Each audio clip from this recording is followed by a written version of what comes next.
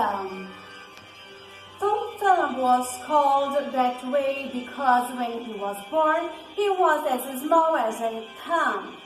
One day, his father sent him and his 7 brothers to pick up some wood in the forest.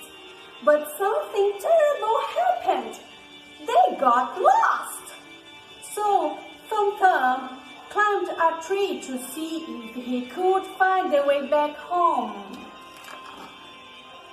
Far away, he saw smoke rising above the trees. Someone was cooking. The brothers decided to walk that way until they arrived at a very spacious and tall house. They knocked on the door, and a huge woman looked like an ogre appeared and asked her, "What do you want?" "We got lost, madam," Tom Thumb answered. "We are hungry, plus it's cold and dark. Can we sleep here? We will leave early in the morning." "Oh, poor little things," said the woman. "Look where you haven't ended up." "I live with my husband and my daughters, who are ogres and love eating little boys." "Madam," Tom Thumb explained, "if we stay outside, the wolves will catch us. Perhaps you can convince your husband not to eat us." After thinking for a while, the woman led the brothers in and offered them some food. Then she hid them under a bed in one of the rooms. After a while, the boys heard some opening and slamming the door shut. Boom, boom, boom. It must be the footsteps of the old girl. "Brennan," he shouted, "I can smell boys in here." "No, dear, it's the meat that is roasting." "There are boys in here to lie to me. If you won't tell me where they are, I will find them by myself." Sniffing there, the ogre reached the bedroom and found the little brothers. "Ha ha ha! Here's my delicious dinner," he said. "But dear, you can't eat them today," she explained. "You'd better leave them for tomorrow. Dinner is ready and I won't throw anything away." "You're all right," agreed the ogre. "Take these boys to our daughter's room and put them in bed to sleep."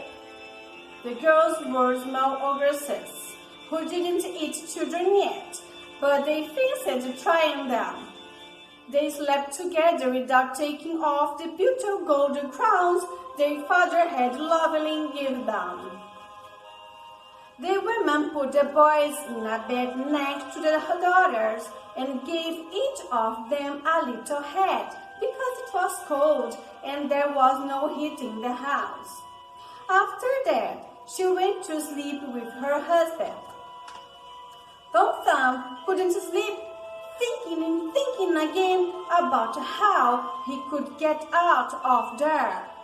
If they didn't run away, the ogre would eat them. Finally, he had an idea. He quietly took off his brother's little heads, went to the girl's bed and changed the crowns for the hats. Then he put the crowns on his brother's heads and went back to bed. Just before sunrise, the ogre woke up very hungry.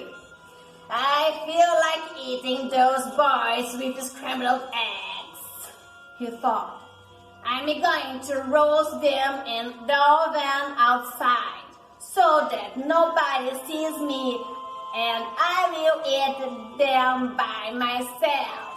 My wife and the girls can eat something else for breakfast. Ha ha ha." He took a bed and went to the boys' room. Good heavens! "These are my daughters," he thought when he touched the crumbs. "I thought they were on the other side." Then he went to other bed and started putting the sleeping girls one by one in the bed. As soon as the ogre left, Tom Thumb and his brothers ran away through the window. When the ogre noticed he had taken his daughter by mistake, he went running back to the bedroom and got furious to see that the boys were no longer there. "This is all my wolf's fault," he thought. "Well, my dear," he complained, "we will pay for this. Go get my 7-legged boots. I'm going to look for those naughty kids." The boots were magic. Not only did they adapt to anybody's foot size, but they also took a person anywhere much faster than a plane. When the ogre was getting closer to them, the boys hid in the highest branches of a tree. But the wicked man had the bright idea of sleeping and waiting for them to get down. And he was still snoring when Tom Thumb told his brothers to run home. Meanwhile, he would try to do something very brave. Taking a lot of care, Tom Thumb took the ogre's boots off and put them on. Then he arrived home with one jump. They say that they became rich by taking messages here and there very fast, and that his family lived happily ever after. They also say that the ogre gave up eating children and opened a pizza bar in the neighbor forest. The end. Thank you, guys.